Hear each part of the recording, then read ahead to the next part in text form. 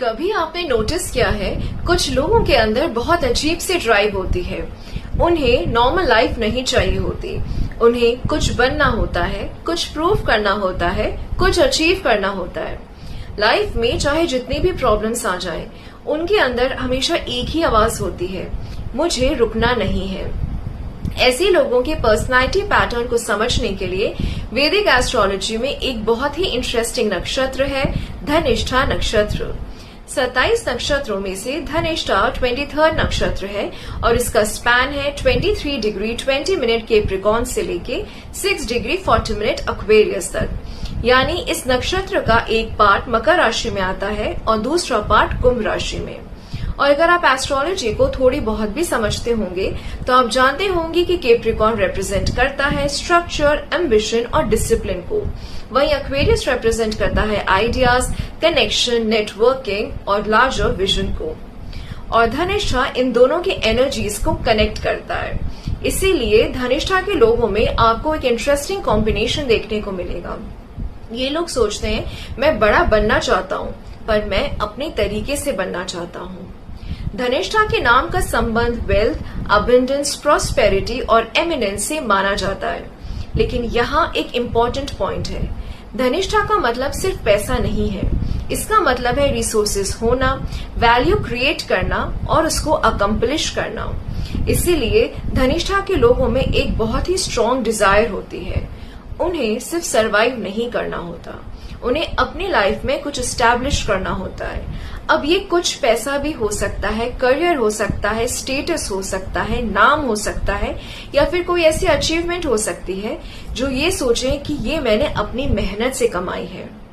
धनिष्ठा नक्षत्र के जो रूलिंग प्लैनेट हैं वो है मार्स यानी कि मंगल।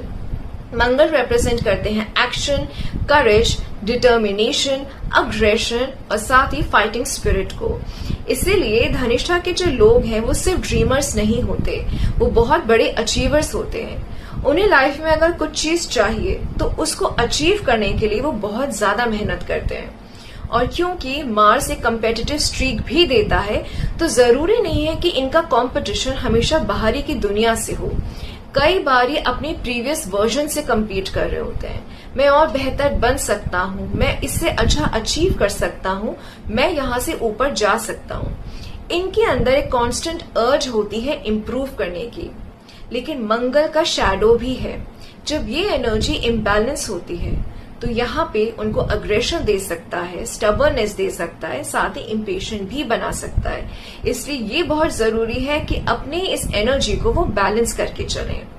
अगर आप धनिष्ठा नक्षत्र के डीटी को देखें तो वो है अष्ट वासुस यानी कि 8 वासुस, और इनका जो कनेक्शन है वो है रिसोर्सेज, अबंडेंस और डिफरेंट फोर्सेस ऑफ नेचर से। और यहीं पर एक बहुत खूबसूरत कनेक्शन बनता है क्योंकि धनिष्ठा एसोसिएटेड है वेल्थ और अबंडेंस से, और इस नक्षत्र के जो डीटी है इनका कनेक्शन अबंडेंस से आता है, रिसोर्सेज से आता है। तो इनके अंदर एक बहुत ही नेचुरल थीम होती है रिसोर्सेज को आइडेंटिफाई करना, उसको क्रिएट करना और उसको यूज करना। अब ये रिसोर्सेज पैसा हो सकता है, टाइम हो सकता है, टैलेंट हो सकता है, कनेक्शंस हो सकते हैं, साथ ही नॉलेज भी हो सकता है। अब अगर आप इस नक्षत्र के सिंबल को देखें तो वो है डमरू यानी कि मृदंग।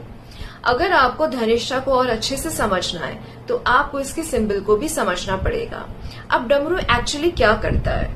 डमरू रिदम बनाता है, वो एक बीट क्रिएट करता है। जब ये रिदम एस्टैब्लिश हो जाती है तो यहाँ पे लोग साथ में मूव करते हैं, और एग्जैक्टली यही है धनिष्ठा की एनर्जी, रिदम, टाइमिंग और movement.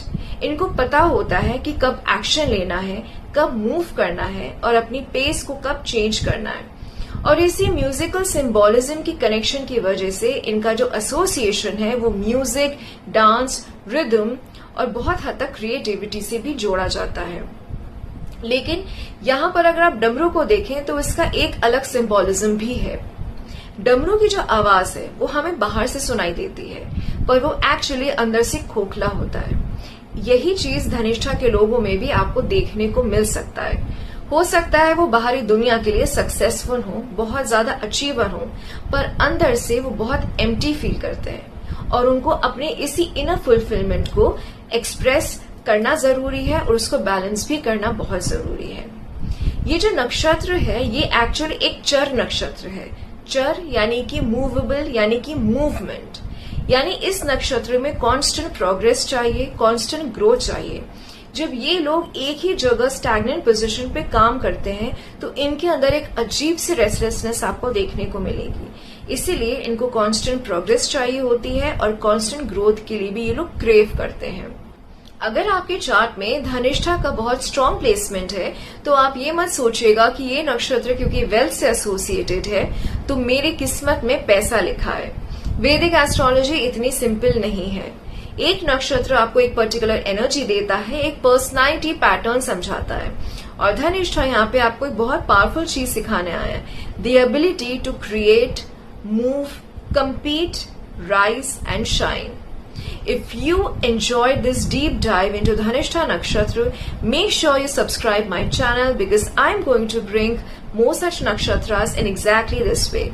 Till then, take care.